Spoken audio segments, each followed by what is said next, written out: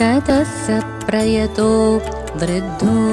वसिष्ठो ब्राह्मणैः सह रामं रत्नमये पीठे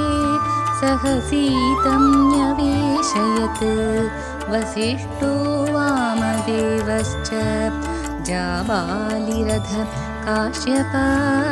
कात्यायनासुयज्ञश्च गौतमो विजयस्तथा अभ्यषिञ्च नरव्याघ्रं प्रसन्नेन सुगन्धिना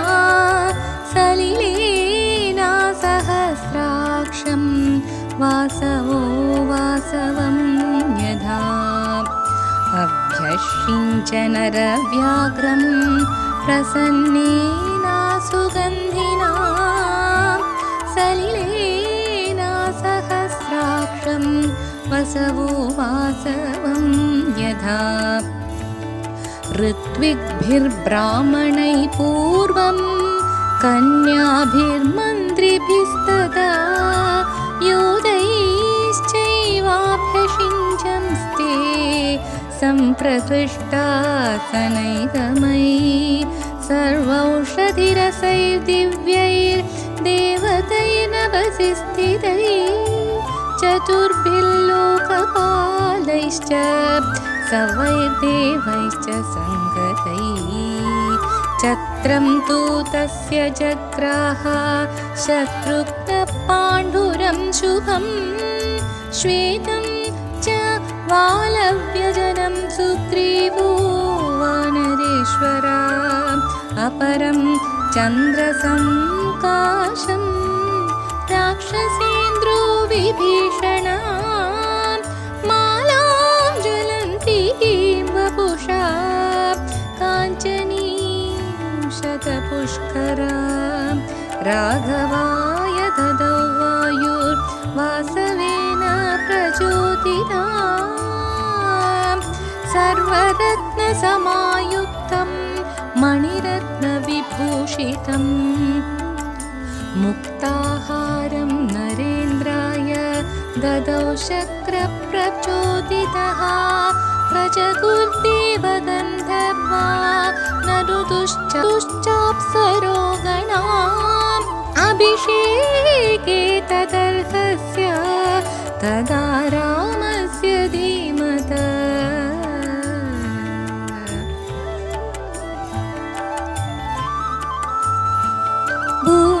सन्ध्यवती चैव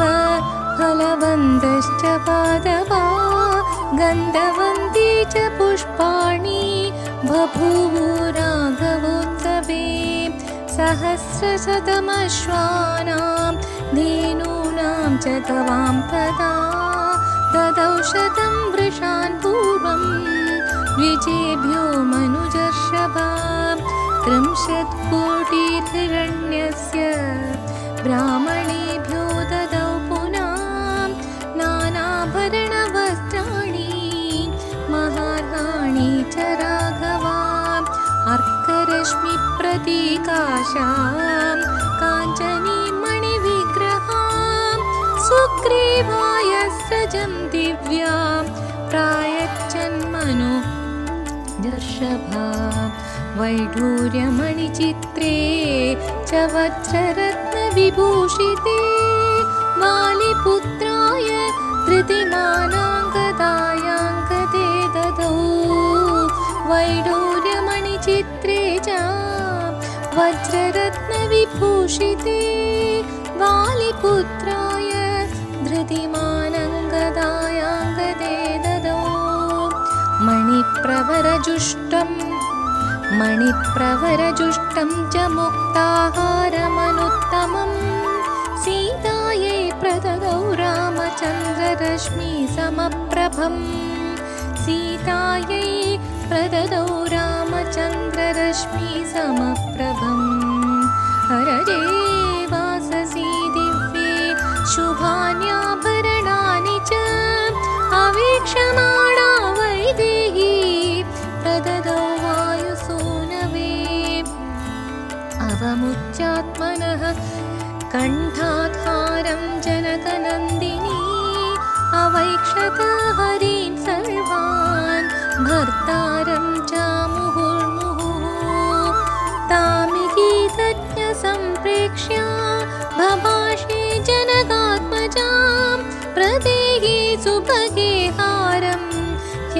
तुष्टासि भामिनी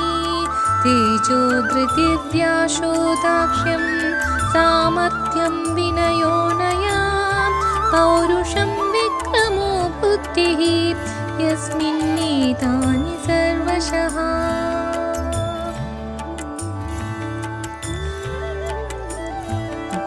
ददौ सा वायुपुत्राय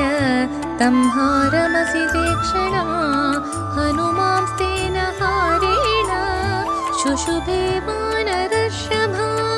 चन्द्रांशुचय गौरेण श्वेताभ्रेण यथा जला ततो विविधमैन्दाभ्यां नीलाय च परं तप सर्वान् कामगुणान् वीक्ष्य प्रगतौ वसुधाधिपा सर्ववानरवृद्धाश्च ये चान्ये वानरेश्वरा वासोभिर्भूषणैश्चैव यदार्थं प्रतिपूजिता विभीषणोधा सुग्रीवो हनुमान् जाम्बुवांस्तथा विभीषणोध सुग्रीवो हनुमान् जाम्बुवांस्तथा सर्ववानरमुख्याश्च रामेणाक्लिष्टकर्मणा यदार्थं पूजिता सर्वैः कामैरत्नैश्च पुष्कलैः प्रहृष्टमनसा सर्वे जग्मुरेव यथागतम् यदार्थं पूजिता सर्वैः कामैरत्नैश्च पुष्कलैः प्रहृष्टमनसा सर्वे जग्मुरेव यथागतम् नत्वा सर्वे महात्मानं ततस्ते प्लवगर्षभा विसृष्टा पार्थिवेन्द्रेण किष्किन्धामभ्युपागमन् पूजयंश्च पडंश्चेममितिहासं पुरातनं सर्वपापात् प्रमुच्येत दीर्घमायुरवाप्नुयात् पूजयंश्च पठंश्चेममितिहासं पुरातनं सर्वपापात् प्रमुच्येत दीर्घमायुरवाप्नुयात् प्रणम्य शिरसा नित्यं श्रोतव्यं क्षत्रियै द्विजात् ऐश्वर्यं पुत्रलाभश्च भविष्यति न संचयः प्रणम्य शिरसा नित्यं श्रोतव्यं क्षत्रियै द्विजात् ऐश्वर्यं पुत्रलाभश्च भविष्यति न संचय रामायणमिदं कृत्स्नं शृण्वत पठत सदा प्रीयते सततं राम स हि विष्णु सनातना आदिदेवो महाबाहुर्हरिर्नारायण प्रभो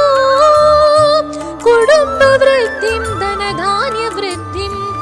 त्रियश्च मुख्या सुखमुत्तमं च श्रुत्वा शुभं काव्यमिदं महार्थं प्राप्नोति सर्वां भुवि चार्थसिद्धिम् आयुष्यमारोग्यकरं यशस्यं सौभ्रातृकं बुद्धिकरं सुखं च श्रोतव्यमेतन्नियमेन सद्भिराख्यानमोजस्करं वृद्धिकामैः एवमेत पुरावृत्तमाख्यानं भद्रमस्तु वा एवमेतत् पुरावृत्तमाख्यानं भद्रमस्तु वा प्रव्याहरत विस्रब्धं बलं विष्णु प्रवर्धतां देवाश्च सर्वे तुष्यन्ति ग्रहणात् श्रवणात् तथा रामायणस्य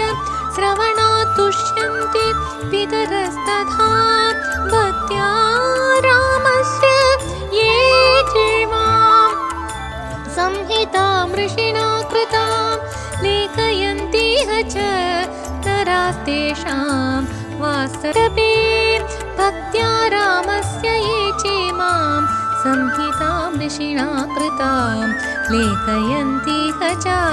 नरास्तेषां वासस्त्रिविष्टपे इति श्रीमद् रामायणे युद्धकाण्डे श्रीरामपट्टाभिषेको नाम 1त्रिंशत्युत्तरशततमः सर्गः।